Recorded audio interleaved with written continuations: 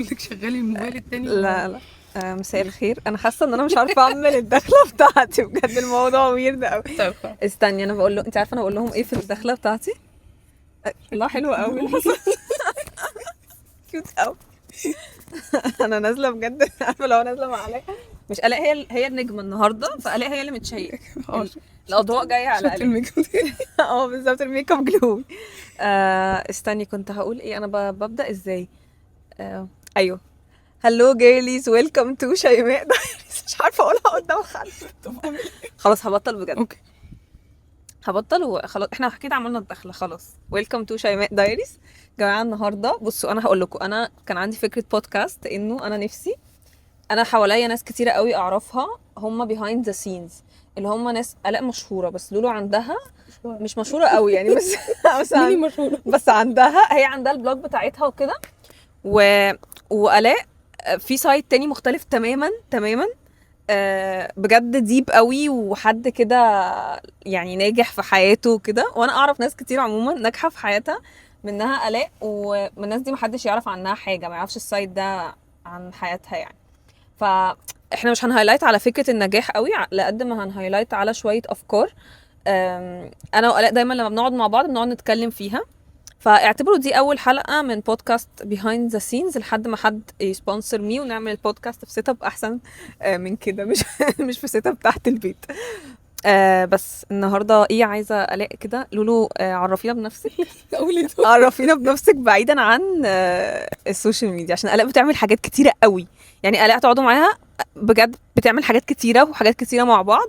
فاحنا النهارده اصلا هنعمل Q&A كده لمعظم الاسئله اللي بتجيلي. فبس الاول كده عايزاها ايه، تقول كده هي بتعمل ايه عشان نفتح اول موضوع. يلا بينا. اقول لهم ايه؟ قولي الاء، يلا قولي انت أقول- بتعملي ايه. اقول لهم ايه يعني؟ انتيريور ديزاين. هم هم بعمل ايه؟ صحابي اوكي عادي. صحابك عادي، اوكي ماشي. هلو، عاملين ايه صحاب شيماء؟ لحد ما تلاقي الكويس. المهم صحابي والله. بصوا، اقول لكم الاول خالص، اول حاجه واهم حاجه، انا انتيريور ديزاينر، وبصمم وبنفذ اللي انا بعمله يعني. او لو حد، ما علينا تفاصيل مش لازم. لا، هي انتيريور ديزاينر ناجحه جدا، عندها شركتها وكده يعني. ماشي يعني خلاص. شركتي بقى لها أوكي. سنتين، انا شغاله فيها، وعندي معايا كذا مهندسه تانية شغالين مع بعض الحمد لله. ده تخصصي، تخصص دراستي، ولا شغاله. الحاجات التانية ان انا بشتغل فود ستايلست، وبشتغل فيديوجرافر وفوتوجرافر. استني، يعني ايه الاول فود ستايلست؟ اوكي، الاعلانات بتاعه التصوير، او لو الصور اللي بتشوفوها سواء على السوشيال ميديا او على البرودكت، عارفين الاعلانات الكبيره دي بتبقى متصوره متظبطه، اللي هي جهينه مش عارفه ايه وات ايفر ايه البرودكت. الصور اللي بتلاقوها على البرودكت بتشتروها، الحاجات الفريزر او كده، الحاجات دي بيتعمل لها سيت اب وبتتصور عشان بعد كده تطبع على الباك بتاعه البرودكت. فده الفود ستايلست. والناس الشيفs اللي بيعملوا الاكل فيديوهات، السيت اب المعمول قدامهم، الفود ستايلست بيرتب الحاجات دي تقطيع معين بشكل معين، بعد كده هم بيخشوا يعملوا. فده ده الفود ستايل. الفود ستايلست. ماشي. ايه تاني؟ بشتغل في فيديوجرافر وفوتوجرافر للبرودكت. بدأت مؤخرا اشتغل مع موديلز. بس كده، دي الحاجه. لا، وبتعرف تطبخ حلوة قوي، عندها فقرة على انستجرام اسمها لولو في المطبخ، انا اللي مسميها لها. بس هي بتعمل بجد اكلات حلوة قوي، وبتعمل ديزرتس حلوة قوي. انت عايزه تقول لكم اصلا سوشيال ميديا في الموضوع ده؟ بدأتي السوشيال ميديا فيه؟ بدأ عندي، بس موجود البيج بتاعته. هي عايزه تقول لكم ان انا في فتره من الفترات كنت بعمل تيراميسو، اوكي، وكنت بنزل كيترينج تيراميسو والكيترينج ده وقف. فهي عايزه تفتح الموضوع ده. لا يا جماعه، هي بتعمل بجد، بتعمل ديزرتس حلوه قوي قوي. بيقولوا لي كده يعني. فاي كنت بنزل ايفنتس مثلا اعياد ميلاد، الحاجات دي، فبتطلبوا مني انتوا عايزين قد ايه وانا ببعتهم. اوكي. والاء، استني، في حاجه كمان. والاء كونتنت كريتور برضو اون سوشيال ميديا. دي بحاول بقى. لا والله شطوره قوي قوي، بجد شطوره قوي. طيب الاء بقى، السؤال اللي بيتكرر كتير قوي، انا في بنات بتقعد تسالني على حته. بصي، انا في كذا موضوع عايزه اتكلم فيه، بس الموضوع ده عشان بيتسال لي كتير قوي، هي فكره الكسل واحنا مش عارفين نعمل حاجه وما عندناش وقت. وطب ابدا ازاي، اعمل ايه؟ انا بحس ان انا بضيع وقت طول الوقت، مثلا بقعد اسكرول على السوشيال ميديا ومش بعرف ابدا في اي حاجه. يعني ازاي بتعرفي ان انتي تعملي اكتر من حاجه وتخلي ان انت يعني، هل بقى اللي هو لا صاحب بالين كداب وكده، ولا لا ان انت بتعرفي يعني تعملي اكتر من حاجه؟ قولي لي لا. رايك. بصوا، صاحب بالين كداب دي انا مش مقتنعه بيها خالص، لان دي مش شخصيتي خالص. فبحس الموضوع ده بيبقى على حسب انت شخصيتك ايه. مم. يعني في ناس بتعرف تركز في حاجه واحده، ماكسيموم حاجتين. فلو انت الشخص ده حاولي تلاقي اكتر حاجتين انت لما بتيجي تعمليهم بتتسحلي، مش بتحسي بالوقت، بتبقي حباهم جدا، بتبقي مبسوطه. طبعا مم. بنيجي علينا فترات كلنا ونزهق حتى لو بنعمل حاجات بنحبها، ده عادي. بس في العادي ببقى بانجوي ومستمتعه وحاسه ان انا مبسوطه وبنتج وبتطور فيهم. لو انت من النوع ده، لو انت من الناس اللي شبهي اللي بتحب تتنطط، فهتلاقي برضو ان انت، انا انتاجيتي بتكتر. مم. كنت دايما بقول كده مم. طول ما انا مشتته. يعني اوكي. العكس، يعني مم. انا لما بركز في حاجتين مم. بلاقي نفسي بكسل، الحاجه بتاخد مني ساعه بعملها في 3 ساعات بقى وكده. مم. فانتاجيتي بتكتر لما انا ببقى عارفه ان انا هخلص ده في ساعتين عشان عندي حاجه تانية، وبعد الحاجه التانية عندي حاجه تالتة. مم. فببقى عامله زي الحصان كده عايز يجري. مم. فعلى حسب شخصيتك دي بحسها بتفرق قوي من الشخص للتاني، يعني مفيش حاجه ثابته. فاعرفي بس انت مين فيهم. اما ايه حته الكسل، يعني هم مش عايزين يقوموا ولا مش قادرين يقوموا ولا ايه بالظبط؟ هي في فكره انه انا مش قادره اقوم، انا حاسه طول الوقت ان انا مثلا بضيع وقت، انا كسلانه. انا بحس ان حل الكسل ده، انا هقول لك انا رايي، مم. انا بحس ان الكسل ده مفيش حاجه، مفيش زرار سحري هتدوسي عليه يقول لك انت هتبطلي كسل. انا بحس ان ده توتالي انت قرار. من جوه شخصيتك، انا هقوم واعمل كذا مم. واتعلم كذا، وبعدين حاجه بتجر حاجه. يعني انا متاكده انه انت كل حاجه من دول بداتيها، سعيتي فيها وجبتي اخرها مم. وتعلمتيها وبداتي تسعي فيها، فحاجه جابت حاجه، فرصه جابت فرصه جابت فرصه. مفيش يعني، بس القعده دي ما بتعملش حاجه. يعني انا بحس انه مثلا هنتكلم في فتره الجامعه والفتره دي انت كنت بتعملي مثلا ايه، او اللي هو ازاي تستفادي بوقتك او الكلام ده. بس في نفس الوقت الحته دي انه الاشخاص بتقعد تقول انه انا اصل انا كسوله، اصل انا قاعده طول النهار على السرير. دي اختيارك ده يعني، قرار. قرار. فانا ده بحس حقيقي. كده انه الموضوع ده توتالي قرار يعني. بس يعني لو انت مم. مثلا بقالك سنين مكسله، فالام اكيد هتبقى صعبه. فالحاجه اللي ممكن اقولك مم. تعملي ايه هتبقى صح. صعبه ان انت يعني تعمليها، ممكن خلي بالك تفيدك. المايك ارفع. اوكي. ان انت يعني ايه، شوفي بصراحه اكسفي نفسك من الاخر. مم. يعني شوفي انت ايه الحاجه اللي ممكن تكسبي. يعني مثلا انا عارفه ان انا لو اديت لشيماء ميعاد وما نزلتوش هاحرج وهكذا، او طبعا انا مم. انزل فيديو وما نزلتوش شكلي وحش قدامها، هعمل كده مش عشان شيماء بقى. مم. فاكرين الفيلم بتاع اكس لارج بتاع احمد حلمي لما اه. جه يخس مم. وهو مش عارف يعمل كده، فراح عمل ايه؟ راح لاكتر حد لما قال له كلمه لذيذه قوي. مم. قال له انا عارف ان انت مش هصعب عليك فجيت لك. مم. فشوفي ايه اكتر حاجه انت هتعمليها وهتحطك في موقف محرج فانت مش عايزه تحرجي نفسك، واعملي كده.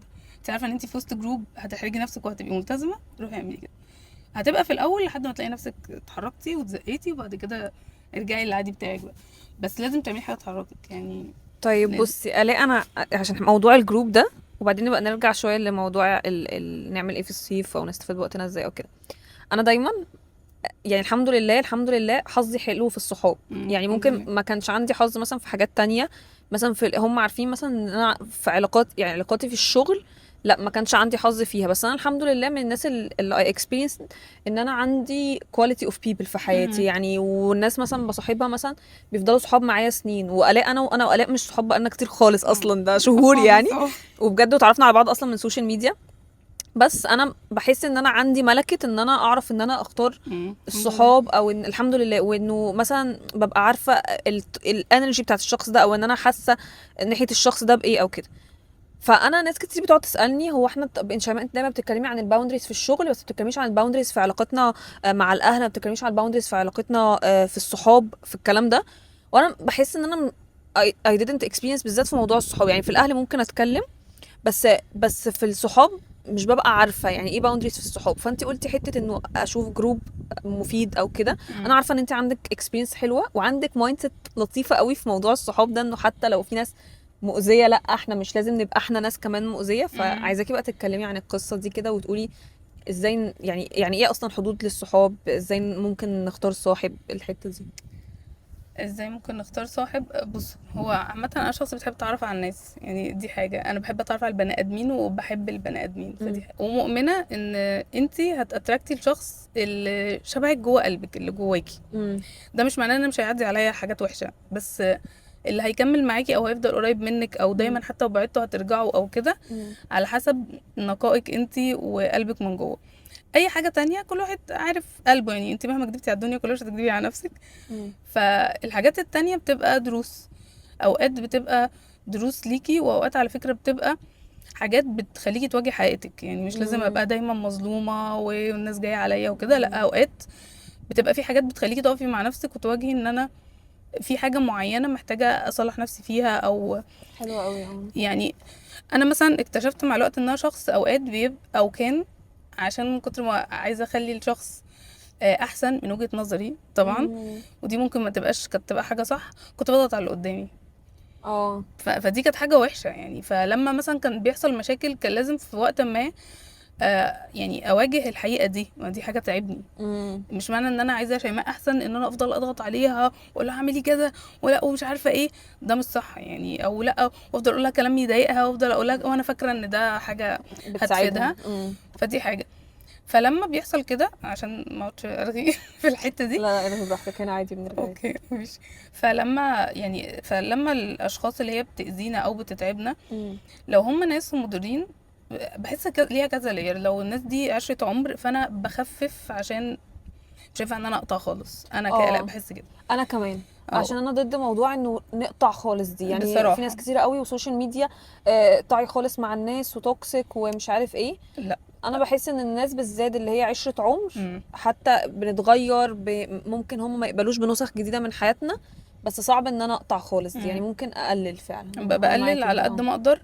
طول ما اوصل لحد ما اوصل لحته كده بيبقى التعامل يعني مش مؤذي قوي والتعامل خفيف وبتاع. صح. لو فضل انا عملت ده وفضل لا في اذيه من الناس دي، في عدم راحه، في وات ايفر، للاسف بقى بنضطر ان احنا بصي انا بنسحب. يعني انا كآلاء بقوم ايه راجعه لورا وخليها التعامل بالظبط واختفي، يعني بعمل كده وخلاص وكاني مش موجوده. والله حصل بقى تعامل فخلاص بيبقى في قاضي ياكل حدود، ما حصلش خلاص كل واحد راح لحاله. فده للناس اللي احنا متعرفين عليها جديد. لا الحقيقه ببدا اطلع بسرعه، بقيت بنسحب بسرعه. وانا بحس قوي يعني، ومش بحس، انا بقفش نفسي. يعني خليني اقولها صح. يعني انا قعدت مع شيماء لقيت نفسي مرتاحه قوي وعلى طبيعتي قوي. عرفت ان الشخص ده انا تمام معاه. لقيتني متخشبه كده وقاعده تعرف كده وبتكلم كده وبفكر قبل ما اتكلم، يبقى انا في حاجه في الانتويشن. فبفضل كده مره 2 3 لقيتني بنفس الطريقه. يعني الاول بقول لنفسي لا يمكن المودي كان وحش، يمكن مرتين 3 لقيتني كده لا خلاص بقوم ايه مش مقويه اصلا العلاقه بين الشخص ده. ده بالنسبه للصحاب. وعامه الصحاب يا جماعه من اجمل النعم في حياتنا. يعني عشان عارفه ان البنات بعد سن معين بيركزوا قوي على الزوج بس يعني من اجمل النعم اللي في حياتنا الصداقه. بس ما هو بس برضه هقول لك على حاجه، الصداقه بمين؟ انا بحس انه هقول لك انا مثلا وانا في اعدادي I experienced حد يعني واحده كانت في حياتي، لا كانت بجد بتزقني لورا بشكل مش طبيعي. وانتوا عارفين فتره المراهقه دي اللي هو انت بتبقي انت مش عارفه هو ايه الصح وايه الغلط، وانا عايزه اجرب حاجات جديده، وانا عايزه ابقى كول، وعايزه يبقى شكلي مش عارف ازاي وكده. فكنت بلبس مش زي ما انا بلبس، وبتعامل مش زي ما انا بتعامل، وبتعرف على ناس مش شبهي. وكنت داخله على ثالثه اعدادي، وكنت حاسه ان انا دايما عندي عارفه جولز وكده، وانا كنت دايما في مدارس اللي هي متفوقين. وبدات تدخلني في مشاكل. عارفه انت فتره المراهقه دي اللي هو بتلاقي حد هو بيزقك في مشاكل، مش يعني مثلا تكذب على اهلها وتدخلني انا في الحوارات دي. فبحس انه فانا بدات هنا احس انه لا، انا دايركتلي قلت لها انا مش هينفع نكون صحاب، عشان كنت حاسه ان انا حاطه، وكانت صاحبتي اللي هو احنا بيست فريندز بس. وبعدين عادي احنا سلمنا على بعض وكل واحد كبرنا وعقلنا والكلام ده. بس في فتره في نوعيه صحاب ممكن تجرك لورا، يعني ما تطلعكيش لقدام. بصي انا عندي وجهة نظر مختلفة في الحوار ده. انا بحس الناس دي مفيدة في ايه؟ اولا بتخليكي تعرفي انت مين قوي وعايزة ايه. ماشي. حتى لو انت تخبطتي في فترة وتهتي في فترة، التوهان ده اللي خلاكي يعرف شيماء اللي بجد. يعني انت رحتي عشان انت كنت عايزة تجربي، مش عشان هي ودتك. كان في صح جزء منك عايز صح يجرب ده يعني. صح خلينا نقول برضو كل حاجه صح ان بجد. انت تشيلي مسؤوليه الحاجه، صح. بالظبط. فانتي انا عشان قالت لي تعالي اجرب كذا، امم انا رحت عشان بعد ما جربت امم عمري في حياتي طول عمري لو حد تاني شماء او غيرها جه قال لي كده، انا عارفه اه ان انا مش مبسوطه في المكان ده وهبقى قايله وانا متاكده. اوكي فعمري ما احس ان انا I miss something. لا طب انا ليه مش كول؟ طب لا اه انا اصلا مش عايزه ابقى كول. اه ولو دي يعني الحاجه روشه قوي في حياتكم فانا لا. فبحس ان هي مهمه في فترات، امم وحلوه قوي كل ما بتحصل بدري. يعني كل ما تحصل بدري خلوها تحصل. ايوه ما صح تخنقوش الموضوع. صح صح بحس انا عارفه ان للاسف السوشيال ميديا كبرت الاجيال بدري للاسف، ودي حاجه من اضرار السوشيال ميديا. لان لما يجي اسال البنات 16 و17 سنه و19 سنه وحتى 20 سنه تقول انا مش عارفه اعمل ايه في حياتي وما عملتش حاجه، انت كوتي وبوتي خالص. هو انت فراغاتك بجد والله. انت مش متخيله يعني. انت بصي مش عايزه اقول لك اتشقلبي في الحياه. فما يعني ما تعملوش كده، هتكبروا وما تستعجلوش. كل المسؤوليات وكل الحاجات هتيجي فوق دماغكم. اتمنى ان انت ترجعي جدا. تاني فبحس لو في حاجه نفسك تعمليها وخايفه تعمليها، نفسك تجربيها، نفسك تعملي الحاجات دي، اعملي كده يعني بجد. يعني يا ريت نقول الحاجات دي بصوتي، اعملي كده. مش بيشيلوها لي يتفرجوا على ده. فاعملي كده، ده هيخليكي تعرفي انت مين قوي، وهيخليكي تعرفي تختاري صح. انت لولا صح صاحبتك دي مش هتعرفي بعد كده من الاول خالص من ابعد عن الاول مين. لما اقابل حد كده ان انا مش عارفه لا الشخص ده انا هبعد عنه عشان الشخص ده مثلا ليه حاجات معينه انا مش هو قوي فمش هنندمج.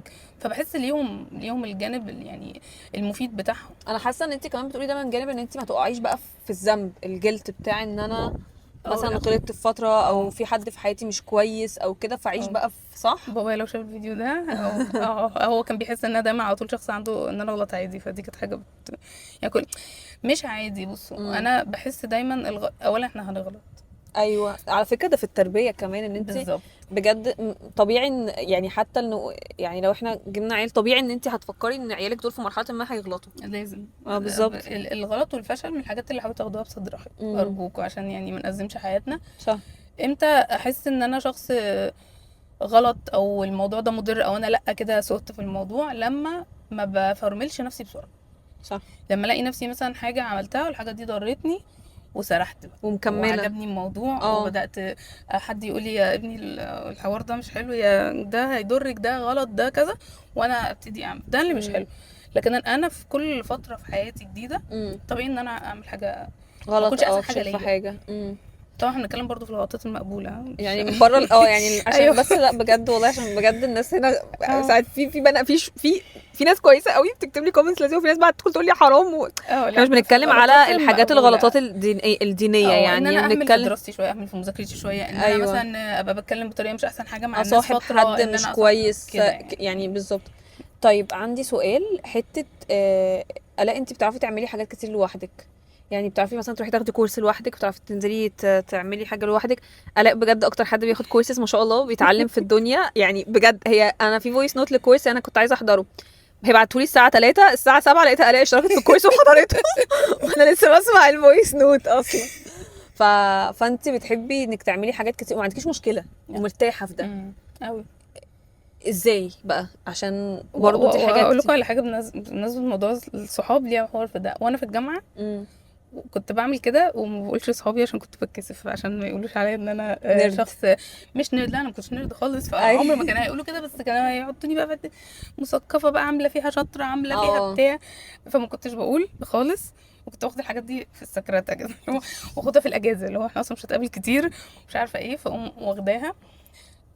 انا اكتشفت حتى دايما بكلم مع احمد في الموضوع ده ان انا بحب المعرفه. احمد جوزها ان انا بحب المعرفه. يعني مش شخص بيحب التعلم قوي. ما كنتش شاطر قوي في الجامعه على فكره، ولا كنت شاطر في المدرسه.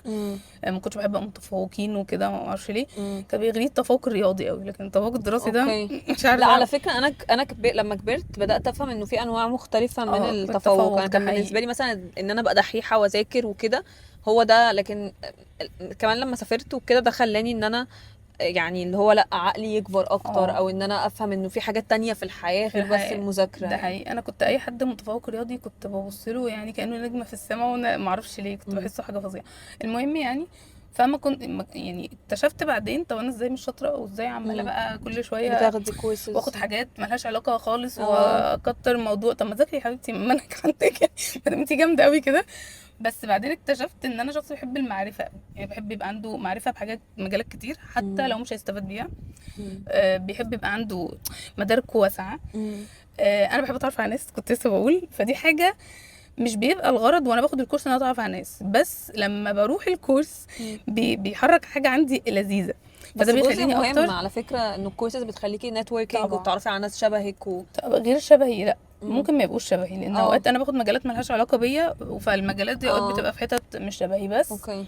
بيخليني يبقى عندي من اكتر حاجات اللي خلتني ادتني دروس في الحياه. مم. لان انا برضو انت لو قفلتي على دايرتك بس هتبقي متخيل الحياه كلها دايرتك، صح.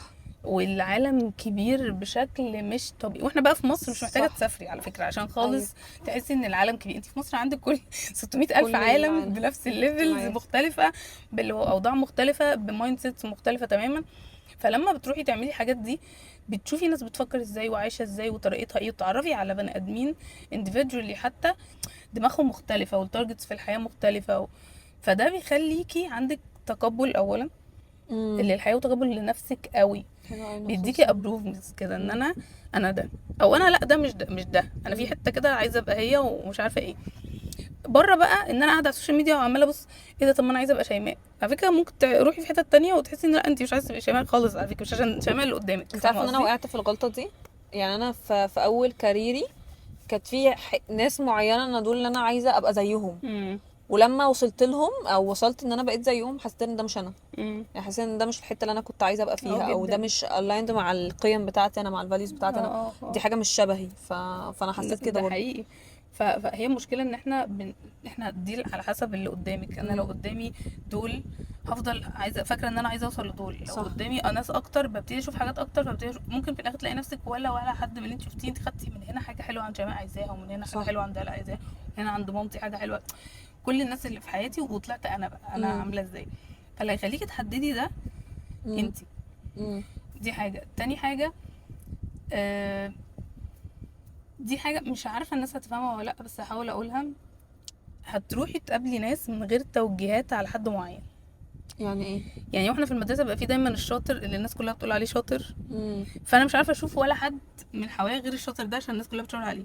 اه. واحنا في العيله في حد او الاثنين هو السوبر المتفوقين. ستار. بالظبط، فالناس كلها عماله تشاور عليه، مم. فانا غصب عني الاتنشن هيروح للي بيتشاور عليه. صح. وهكذا احنا في شله الجروب صحاب في البنت الفظيعه اللي الناس كلها اه. شايفاها مش عارفه ايه.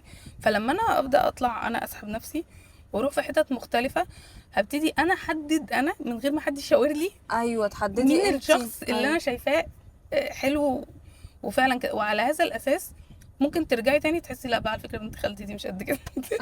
ده بجد. تبقي فاكرينها ان صح. طول عمرك متوجهه ان هي شاطره، ان دي هي لا على الحاجه، فكره ده الرول موديل. او مش بالنسبه لي انا كده. مم. فانا بحس ليه فوائد كتير قوي طبعا، غير انت بتعلمي حاجات ممكن تلاقي نفسك في حاجه مم. ما تبقيش متخيله اصلا ان انت هتحبيها يعني. مم. ممكن تتعرفي على حد تطلعي باصدقاء، فدي مم. دي يعني مش لازم الحاجه نروحها يحصل الغرض اللي احنا عايزينه، ممكن اغراض صح. تانية. انا بحس كلمه اوبن مايند دي بتيجي مش ان انا ابقى كده، ابقى يعني ان انا cool. ابقى شخص فاتح نفسي وقلبي للفرص. مم. فرص بقى حياتيه، فرص بقى تعليميه، فرص انسانيه، ايا كان الفرص ايه. المهم ان انا فتحت كده. ممكن الاقي فرصه شغل، يعني ممكن بروح كورس الاقي حد بيقول طب على فكره احنا محتاجين كذا كذا كذا، وهو شغال في شركه بعيده خالص فجات لي. دايما هيبقى فيه ده جروب صح. صحاب، فالتعلم شيء جميل يعني حتى لو ما استفدتش بيه. صح. لا شيء جميل قوي. طيب فكرة برضو خلينا نرجع بقى، احنا اتكلمنا عن الصحاب واتكلمنا عن لو انت عايز تعملي حاجة لوحدك. نرجع بقى لنقطة انه ازاي ان انا ممكن اطور من نفسي في وقت سنس الناس انا دلوقتي عايزه اقول على حاجه ليها علاقه بالصحاب اه. ولوحدك دي. صحابك مش ملزمين ان هم يلبولك رغباتك، ولا انت كمان ملزمه ان انت تعملهم كده. دي متهيألي ليها علاقة بنقطة الحدود على فكرة. ان يعني انتوا ان انا مش لازم ابقى available او متاحة طول الوقت، ولا هم يبقوا متاحين ليا طول الوقت. ولا حتى لو انا مش متاحه مش لازم خالص ابقى متاحه لحاجه انت عايزه تعمليها. صح. يعني اصلا يعني حتى لو الحاجه دي مشروطه ومشروعه وكل حاجه، يعني لو انت عايزه تسافري بلد معينه وانا مش عايزه اسافر، مش لازم خالص تحطي عليا لود ان انت ما سافرتيش بسببي. صح. مش لازم تعملي كده. صح. الواجب اللي المفروض علينا كاصدقاء ان انا اقول لك واعرض عليكي الحاجه اللي انا عايزه اعملها، ولو انت كمان مهتمه نتفق على حاجه احنا الاثنين يعني في وقت نعمله احنا الاثنين ومتاح لينا احنا الاثنين. صح. طب لو شيماء قالت لي لا لا انا مش مهتمه، اشوف انا عايزه اطلع ولا لا، من غير ما ما احمل شيماء الذنب ان انا بقى ما خدتش كورس بسببها، وان انا ما طلعتش الرحله دي بسببها، وان انا ما رحتش مع الدكتور ده عشان مش عارفه ايه، وان انا ما لعبتش الرياضه دي عشان ايه. طب انت عارفه انا عايزه اقولك على حاجه برضو في علاقات الصداقه بجد، في الحته دي في نقطه الحدود انا افتكرتها دلوقتي، انه انا بريلايز حته ان انا اي حد كان بحس ان هو عارفه الشخص اللي هو طول الوقت بيأنب لك ضميرك، انت ازاي ما سألتيش عليا، انت ازاي ما ردتيش عليا، اللي هو مش بيلتمس لك الاعذار مثلا، اللي هو عادي مثلا شويه حبه ما ردتش فعادي هرد بعد كده، يقعد يأنبك انت ليه ما بتسأليش، انت ليه ما بتعمليش، انت المفروض تعملي لي، انت المفروض. بحس ان يعني الصداقه مش المفروض تبقى، احنا مش المفروض نبقى عبء على بعض، يعني المفروض ان احنا موجودين في حياه بعض عشان يعني نسمع بعض. يعني اظن ان انا مثلا انا صحابي مثلا اللي هم كانوا من بيطري، انا شوفي انا سافرت بره مصر وجيت وحولت من الكليه وجيت وكل الكلام ده، ممكن نقعد انا وهم بالشهر ما بنتكلمش، بس تشوفي مواقفنا مع بعض مثلا في وقت الفرح، وقت الحزن، وقت لما يكون حد عنده فينا حاجه، وقت مثلا ما هم يجولي انا اروح لهم. يعني حتى دلوقتي مثلا انا في القاهره وهم في اسكندريه، بس ستيل فكره انه احنا مش بنحط ضغط على بعض، وعادي كل مره بنقعد مع بعض كاننا لسه شايفين مع بعض امبارح. في ناس تانية تقعدي معاها تقعد تأنبك وتحسسك بالضغط وباللود وانتي مضطره تبرري لها كل حاجه في حياتك. هو ملوش علاقه بالحدود، هو ليه علاقه بانه انا مش مطلوب مني ان تبقى علاقه الصداقه في حياتي كمان لود عليا. يعني حاسه ان دي جزء كبير قوي منه ده يعني. هي وكمان حاجه بحس دي برضو بترجع للجزء بتاع ان انت تبقي مشغوله. الناس دي لو في حاجات كتير في حياتها مش هيبقى عندها الفضا ان هي تسالك اصلا صح. فين، يعني هي صح. مسحوله وعارفه ان انا لو عندي ساعه بريحها فهتبقى مدركه انت كمان الوضع ايه. صح. الا لو انا عندي ظروف فطبيعي محتاجه صحابي جنبي. صح. وده واجبي ساعتها، واجبي بقى يعني ساعتها واتس الموضوع اوكي ان انا مثلا انا دلوقتي مثلا محتاجه افصل. مثلا انا في مره قلت لالاء كنت متضايقه، قلت له انا محتاجه اخد جنب كده يوم ولا حاجه، يعني اسكت فيه وبعدين ارجع تاني اكلمك. فعادي هي احترمت ده جدا، قالت لي خلاص شيماء انا لو انت اي حاجه انت محتاجاها انا موجوده وكده. وتاني يوم فعلا بعت لها وخلاص قالت عليا انا ما رضيتش اضغط عليكي. فحاسه ان المفروض يبقى في شفافيه ترانسبيرنسي كده ما بيننا، ان احنا لو انا مش كويسه ومحتاجه ابقى لوحدي دلوقتي سهل جدا ان انا اقول لك ده، وسهل جدا ان انت تردي عليا في ده. طيب عشان الشمس بتروح مننا عايزه اتكلم في موضوع ده هيفرق، ممكن يفرق سيك صح؟ ماشي. اه. عايزه اتكلم في موضوع ازاي نستفاد بوقتنا وقت الجامعه، عشان في بنات تقول لي مثلا انا عايزه اشتغل، ممكن مثلا يبقى حد كويس متوفر له حاجات كتير بس عايز ينزل يشتغل او كده. انا فاكره انت حتى كان عندك رأي في الحته دي، فانت شايفه فتره الجامعه دي المفروض نستغلها ازاي او نعمل فيها ايه او كده؟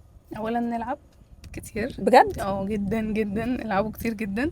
انا ما كنتش بلعب خالص. العبوا كتير جدا عشان بس ندمت بصراحه، يعني ندمت بعد كده على فكره، ندمت حسيت اللي هو جدا تعبت قوي قوي. العبوا والله بجد، يعني اي فرصه لحاجه لذيذه اعملوها، لان ماشي بس ده الوقت الوحيد اللي احنا عندنا فيه فتره اجازه. اوكي بس يعني حتى لو مش في الاجازه، يعني حتى لو في الجامعه، يعني في الاجازه ما يبقوش بيعملوا حاجه مفيده. لا ما هقول انا قلت ماشي. اولا نلعب لسه هكمل لسه في ثانيه. ده اولا انت مش هتلعبي كل يوم، يعني طول اليوم بعدين نلعب، مش نقعد على الموبايل. ماشي. فدي غير دي. طب ايه بقى ايه اللعب؟ نلعب يعني اروح اعمل اكتيفيتي، اروح العب رياضه، اروح اتدرب حاجه معينه، اروح اتعلم رسم، اروح اتعلم موسيقى، اروح العب. ده لعب على فكره، كل ده لعب. على فكره دي حاجات كنت ببقى بجد اجي كل الصيف اقول انا نفسي اعمل الحاجات دي قوي، وندمت ان انا لما كبرت كنت بقيت بقى عايزه اعمل الحاجات دي وما بقاش عندي وقت زي الاول. فدي والله فعلا كنت عايزه طول الوقت ان انا مثلا يعني اخري كنت اروح الجيم مثلا، بس كنت نفسي مثلا اجرب اروح العب بادل، اروح فاهمه اروح مثلا اتعلم موسيقى، اعمل اي حاجه مختلفه يعني. او ينزلوا ماراثون، روحي اتعلمي عجل، في حاجه نسيت يعني اي حاجه. ده اول حاجه على فكره بنحددها، لان انا في اجازه دلوقتي، فاجازه انا بريح. بعد كده بشوف ايه الحاجه، لو انا الكارير بتاعي ده الجامعه بتاعتي مش مهتميه بيها، بشوف ايه الحاجه التانية اللي انا مهتميه بيها واخد فيها كورس في الجامعه، عشان اشوف هل فعلا هفضل مهتميه بيها ولا بعد ما اتعلمها الاقيني زهق. فبدري بقى انا من بدري، ده كان تانية جامعه مثلا نعمل كده، فهتلاقي ده حصل. طيب انا خدت فيها كورس ولقيت لا انا مهتمه بيها والدنيا لذيذه، ابدا انزل تريننج. تمام. فده الحاجات اللي انتوا بس ممكن تعمليها في الجامعه وتعرفي على نفسك قوي. يعني دي اكتر حاجه، عشان لما يجي وقت الشغل اعرفي بقى اللي بتحبيه وايه اللي مش بتحبيه، وايه اللي تتقبليه وايه اللي مش تتقبليه، وايه المسموح وايه اللي مش مسموح، كل الحاجات دي. فدول ممكن ايوه اكتر صح 4 حاجات تعمليهم وانتي بتدرسي. صح. اطلعي رحلات، سواء بقى ريتريت، سواء الرحلات اللي بيبقى فيها حاجات لذيذه بتتعمل اكتيفيتي، بلاش رحلات. او حتى لو طالعه مع صحابك مره، الحاجات دي مش بتحصل كتير في حياتنا، ممكن طول صح. ال4 شهور تعملي تطلعي رحلتين مثلا. ايوه. فاستمتعي. بعد الجامعه انتي شغاله طول السنه، امم فما عندكيش وقت تلعبي. تمام. صح، مفيش عشان كده اجازه. فاستمتعي بوقتك. ودي برضو حاجه من الحاجات اللي بابايا كان بيجنن مني فيها. انا كنت دايما اقول له، كان دايما يقول لي ايه كذا، فارد عليه اقول له لما تيجي المسؤوليه هشيلها، ما تشيلوش نفسكم مسؤوليه بدري ارجوكوا. ايوه. يا جماعه او شيله مش شيلكوا على فكره. انا بجد. انا على فكره الثيرابيست كانت معايا في الموضوع ده، يعني زهقت مني انه ساعات انتي بتشيلي مسؤوليه حاجات هي مش مطلوب منك انك تشيليها على فكره. يعني مش مطلوب منك خالص في السن ده انك تشيلي مسؤوليات مش مسؤوليتك. بس برضو مش عارفه، في ناس، في بنات بتضطر تشيل مسؤوليه مش شيلتها، عشان هي لو ما عملتش ده بعد الكليه مش هتلاقي فرصه، فاهمه؟ هنا وضع مختلف، انها اضطريت دي ظروف، ايوه. فوضع مختلف. احنا بنتكلم دلوقتي على الناس اللي مش مضطره. يعني انا فاكره جالك سؤال ان بنت قالت انا اه. بابايا وضعي مرتاح والحمد لله ومش عارفه ايه. ايوه فانت هنا مش مضطره تضغطي على نفسك، بالظبط. كل واحد عارف ظروفه اللي يعني هو لو برضه. حد بالظبط. اه. انا هقول لكم، انا في الصيف بصراحه ما كنت اتمنى ان حد يقول لي اعمل حاجات زي ما الاء كده كانت بتقول. بس اتبسطت برضو. يعني انا شاركت في اكتيفيتيز، ستودنت اكتيفيتيز، وعارفه فكره ان هو بقى كنت بليد، عارفه اسر في الجامعه ومش عارف ايه، واتحاد الطلبه، فده خلاني ان انا اخد المنحه، فده خلاني بعد كده انه حته بقى فاهمه ان انزل انترنشيبس في شركات امم. مالتي ناشونالز وكده. انا بحس موضوع الانترنشيبس بصراحه مهم جدا، قوي ان انت قوي. تاخد تدريبات في شركات. بجد بجد مهم وبيفرق قوي، واللي بيتخرج وهو واخد انترنشيب بيفرق كتير قوي عن الشخص اللي ما خدش انترنشيب ده في حقيقي فتره الجامعه. قوي قوي، لان مجال العمل كبير، فبلاش تطلعي من الجامعه تتصدمي بيه كده، يعني صح يبقي معديه عليه على خفيف يعني. صح. وعارفه برضو اصلا الترتيبات بتاعه المهن عامله ازاي، والحاجات حتى الحاجات البيزك دي مهمه ان انت تبقي عارفاها يعني. طيب لولو، اخر سؤال وهسيبك انت تختمي، اوكي. ماشي؟ وهو سؤال شائك جدا، ماشي. انا ما قلتلاش ان انا هتكلم في الموضوع ده. نطلع هنا، حاسه سيكا اللايت عشان هنا اللايت، او ماشي اقفلهم جوه كده عشان ما كده. يزعقوش. لا لا، عادي عادي. ماشي. ماشي. اخر سؤال، وانا ما قلتلاش ان انا هسألك السؤال ده، وهو مهم. ان انا وآلاء عشنا فترات لوحدنا وسافرنا بره مم. لوحدنا. مم. وانا من وجهة نظري، انا هقول لك وجهة نظري وهسيبك. اوكي. وجهة نظري انه تجربة السفر لوحدك والعيشة لوحدك بتفرق في حياتك 180 درجة. بس انا بحس، بصي انا هقول لك على حاجة، عشان انا بتفرق لو الحد متربي بأمانة. مم.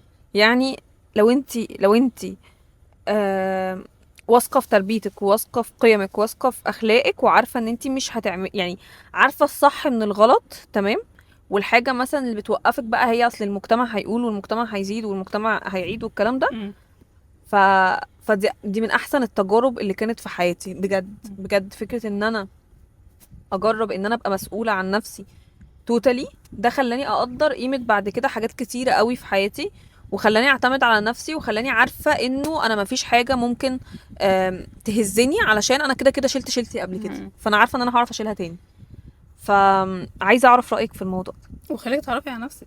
ما انا بقى عايزاكي اه. تقولي رأيك في اه الموضوع ده. لا، هي لو حد متاح عنده الموضوع متاح. ده، امم الفرصة دي، لا ما تترددوش خالص. امم عشان حتى لو رحتي ولقيتي يعني نفسك الموضوع صعب عليكي، هتعرفي ده، هتعرفي قدراتك عاملة ازاي يعني. مش معنى كده ان انت لازم تطلعي جامدة، لا، ممكن على فكرة تروحي تطلعي مش امم جامدة خالص يعني. بس يعني الفكرة انت هتعرفي على بني ادم مختلفين تمام، يعني شخص غيرك انت ايوه فجأة يطلع منك بني ادم غيرك انت خالص، صح. تتعرفي عليه وبيتبني حاجات غير بتتعرفي بقى. انا بروح مثلا عندي 1 2 3 10 كده حاجات بتوعي في شخصيتي، فجأة بلاقي حاجات بتتبني صح. مش موجودة، ما كنتش عارفة ان هي ولا في خيالي اصلا ان هي تبقى موجودة. فاي حاجة سواء سفر، لوحدك او ان انت موضوع ان انت تقعدي لوحدك صعبه. اي ثينك احنا حصل لنا ظروف، فالظروف ايوه.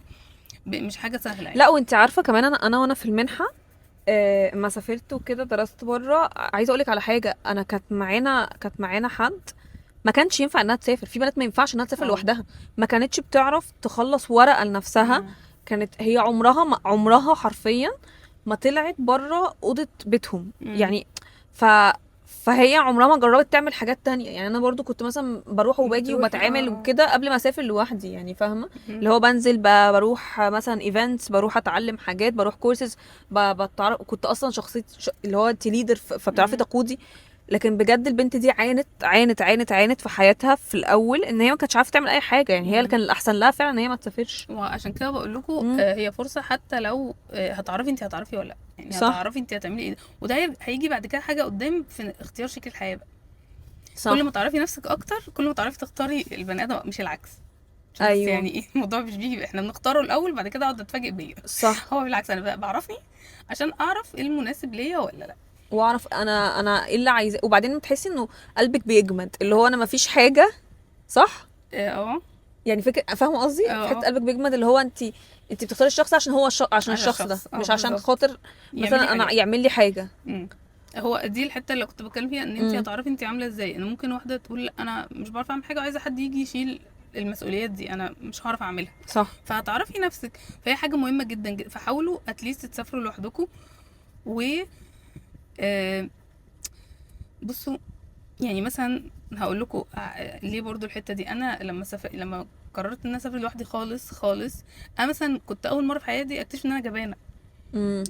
مش العكس، مش انها جامده يعني. طول ما اوكي. انا في مصر انا جامده جدا، ايوه. وبعرف اعمل كل حاجه، وبخلص اوراقي وبخلص حاجتي واسهر واقعد بالليل لحد وابقى عندي شغل الساعه 2 وارجع وما يفرقش معايا ومش عارفه ايه. وكان امم. بابا يقعد يقول لي ما تفتحيش لحد العربيه تركبيه معاكي يا بنتي، حتى لو وقفك الله اعلم الست دي ما. وانا لا لا لا لا، وجامده جدا. امم. اول لما سافرت عرفت انها خوافه موت. ايه ده امم. ايه ده ايه ده، ولا لا، وارجع الاوتيل بدري، واصل انا مرعوبه ففي حاجات يعني في مشاعر بتكتشفيها، امم. في حاجات بتتعلميها، لان امم. هم عالم واحنا عالم تاني خالص يعني. صح، ده حقيقة. ففي حاجات بتتعلميها كمان. اجراءات التصرف بره، يعني انت هنا عارفه انت وقعت في مصيبه مثلا، شيماء هتكلمني، انا هكلم شيماء، هكلم جوزي، هكلم اختي. ده اول حاجه بتيجي في بالنا. امم. هم سواء هم بيقولوا نعملوا 1 2 3 او احنا كنا مرينا بحاجه شبه كده فعارفين 1 2 3. انت بره بقى لا في حد تكلميه امم. ولا في 1 2 3، ان انا اصلا بتبتولك. انا كده مع نفسي واحنا بنتعرف على بعض كلنا، صح. مش عارفه السيستم. فبتبتدي تعرفي ده.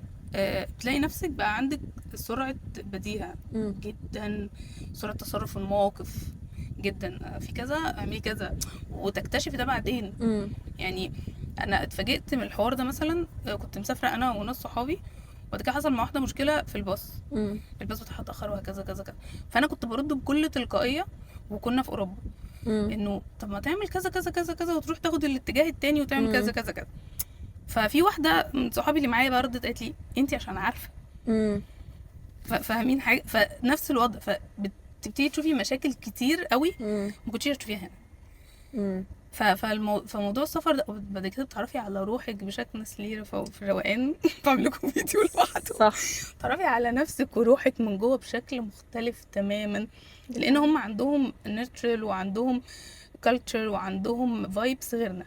صح. فانا ممكن ابقى فاكره انا بحب الزحمه والدوشه، اطلع بقى بموت في الهدوء، يا نهار ايوه. ابيض ايه التحفه دي. فاكره ايوه. نفسي بحب دهب بقى واطلع الصحراء والجبل والاقي لا ده انا موضوع بحب تاني خالص. الطبيعة مثلا والبحر. فالموضوع كله على بعض يعني. بصوا بجد، يعني لو في حاجه عشان تحبوا تديكوا نصايح قوي دايما اقولها ودايما اتكلم فيها معايا، تعرفوا على نفسكم قوي. يعني من اجمل متع الحياه زي ايوه. الصداقه كده. كل ما بسرح مع نفسي واتعرف صح. على نفسي وانسجم انا ونفسي والليرز اللي جواك. قوي قوي، متعه متعه يعني بجد متعه لذيذه. طب لولو، انت عندك معلش عندي سؤال تاني، انت عندك دايما جملة، كان في فيديو انت عاملاه عن انه البنات بقت بتنبهر ان بنت بتعرف تعمل كذا اه. حاجة، ودي حاجة، وحاجة تانية برضو معلش عايزاكي تتكلمي في النقطتين دول. والنقطة التانية بتاعت انه كل الناس تعرف تعمل نفس الحاجات، يعني بحس انه اه. بجد الظروف مختلفة اه. يعني. ممكن تتكلمي. الظروف والشخصيات يعني على فكره، والاتنين بيأثروا قوي. اول حاجه موضوع ان البنات تعمل كل حاجه ده، كنت اتكلمت في الحوار ده عشان انا بقيت متضايقه ان البنات الصغيره محطوط عليها لود يا عيني، ان كل اللي شايفينهم على السوشيال ميديا ناس بيرفكت، وده مش حقيقي.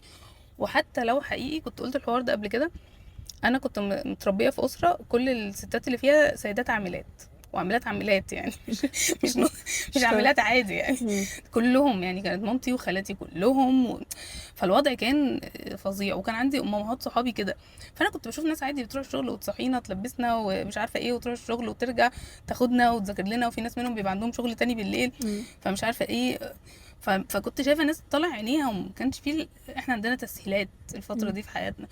فبدات احس ايه، كل ما حد يعمل حاجه الناس تقول ايه ده برافو، ايه حلو ان احنا نتشجع ببعض، بس باش نعظم الامور. صح. يعني حلو ان شيماء تعمل حاجه فتخليني حته عندي كده تقولي على فكره لا انت كسلانه قومي من على السرير شويه، دي مم. حاجه لذيذه.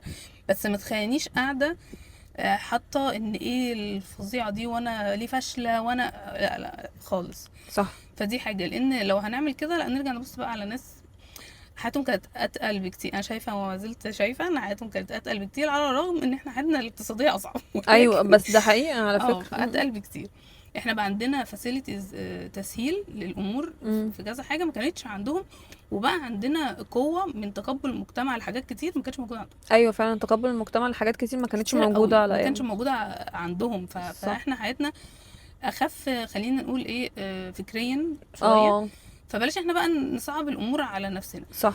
تاني حاجه مش لازم نبقى كلنا ناجحين بنفس الشكل، يعني مش لازم صح. شيماء ناجحه في بيتها وناجحه في شغلها ابقى انا كمان ناجحه في بيتي وناجحه في شغلي. مم. مع ان البنات الاساس، ومش عايزه البنات تكوني ماشي، ايه الامباور مومنتس يقعدوا على جنب. وومن امباور. ايوه ده لو سمحتوا.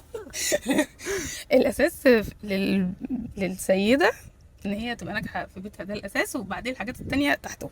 ده حقيقي على ماشي، فكره، فعشان بس ايه من واحده كانت تشتغل في الومن امباورمنت بقول لكم ان الكلام ده صح جدا. بعد محدش على اذنكم. فكره بيحسه غير لما بتبداي تدخلي جوه الموضوع فعلا، بتلاقي انه هو مفيش حاجه تسوى جنب حياتي او جنب بيتي او جنب انه يعني مثلا قد ايه تبقي انت مثلا ممتنه لمامتك عشان هي غرست فيكي حاجات معينه. لو هي كانت حابه شغلها بس وما كانتش غرست الحاجات دي، عمرك ما تطلعي عليها اللي انت عليها النهارده. ده حقيقي.